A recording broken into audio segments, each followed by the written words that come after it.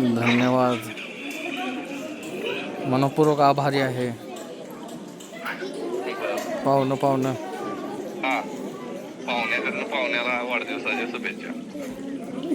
गावकऱ्यांचं बऱ्याच शुभेच्छा आल्या. गावकऱ्यांच्या गावकऱ्यांच्या गावकऱ्यांच्या वे सावकऱ्यांच्या पण आल्यात. तर ती सुद्धा आपले पाहुणच आहे. ते मेसेजमधून आलो म्हटलं.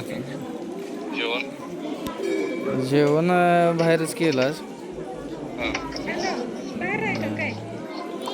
आणि आता थांबलोय इकडे येऊन पोरासने घेऊन. ते कासव बघायला लागलेत. कासव वगैरे आहेत. ते मंदिर आहे बाळा. हो मंदिराचा परित्याला दाखवतो. आज सुट्टीच असते ना. होय वर. बाकी काय म्हणता? काय नाही बर नाही